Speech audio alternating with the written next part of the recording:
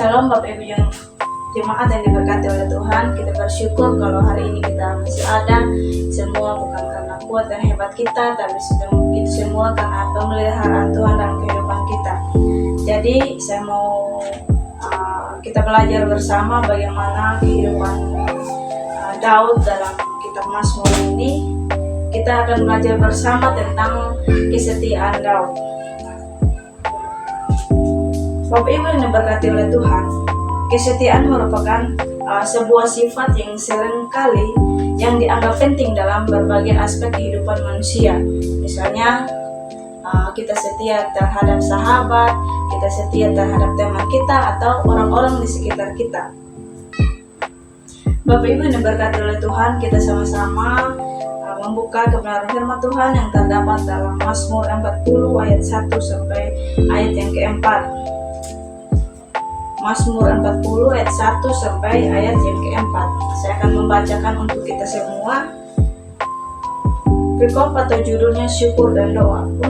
Untuk pemimpin biduan, Mazmur Daud. Aku sangat menanti-nantikan Tuhan, lalu ia menjenguk kepadaku dan mendengar teriakku minta tolong. Ia mengangkat aku dari lubang kebinasaan, dari lumpur rawa. Ia menempatkan kakiku di atas bukit batu, menetapkan langkahku. Ia memberikan nyanyian baru dalam mulutku untuk memuji Allah kita.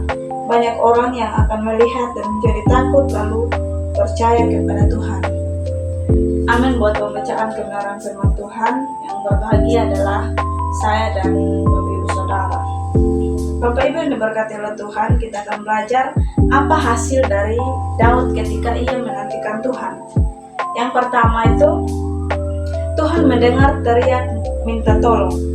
Kita baca dalam ayat yang kedua, aku sangat menanti-nantikan Tuhan, ia menjenguk kepadaku dan mendengar teriakku minta tolong. Dalam ayat ini dijelaskan bahwa Daud melewati begitu banyak masalah, begitu banyak pergumulan hidup yang terjadi dalam kehidupannya. Realita kehidupan Daud sangat nampak dalam ayat ini, bagaimana Daud sangat bersusah payah untuk mengalami masalah yang terjadi dalam kehidupannya.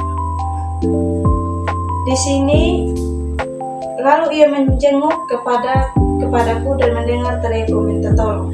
Di sini Tuhan Yesus datang menjenguk Daud. Bapak Ibu yang diberkati oleh Tuhan, kita akan tahu apa alasan-alasan Daud ketika menantikan Tuhan. Yang pertama, Tuhan mendengar teriak minta tolong. Kita sama-sama membaca dalam ayat yang kedua, aku sangat menanti-nantikan Tuhan, lalu ia menjenguk kepadaku dan mendengar teriak minta tolong. Bapak Ibu yang diberkati oleh Tuhan, dalam ayat ini sangat jelas bahwa kita mengetahui bagaimana Rasul Daud ini berada dalam tekanan yang terendah, berada dalam masalah yang begitu banyak dalam kehidupannya. Realita kehidupan Daud sangat nyata dalam ayat ini. Tuhan datang menjenguk Daud. Ketika Tuhan Yesus datang, Tuhan Yesus bukan hanya sekadar berkunjung saja, bukan hanya sekadar singgah saja, tetapi Tuhan Yesus datang menjenguk Daud, lalu Tuhan Yesus hadir dalam kehidupannya dan memberikan penguatan kepada Daud. Ketika Daud diberikan penguatan kepada Tuhan, maka Daud tetap kuat dalam menghadapi masalah. Daud tidak begitu banyak terlena dalam kehidupannya ketika mengalami masalah, tetapi Daud tetap kuat. Istilah jenguk artinya dia datang mendekati Daud dan memberikan penguatan kepada Daud dalam menantikan Tuhan. Bapak Ibu yang diberkati Tuhan, dalam menantikan Tuhan, di situ ada kesabaran dan pengharapan.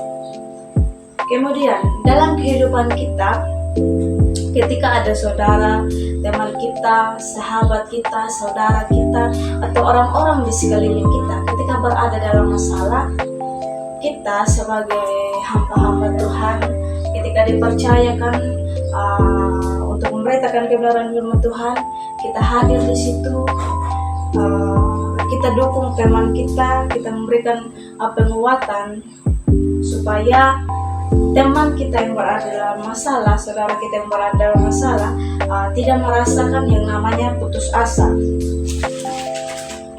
Bapak Ibu yang diberkati oleh Tuhan, jadi kita sebagai orang percaya, sekalipun kita berada dalam masalah yang begitu berat, masalah yang begitu banyak dalam kehidupan kita harus tetap kuat, karena di dalam Tuhan ada pengharapan, di dalam Tuhan ada pertolongan.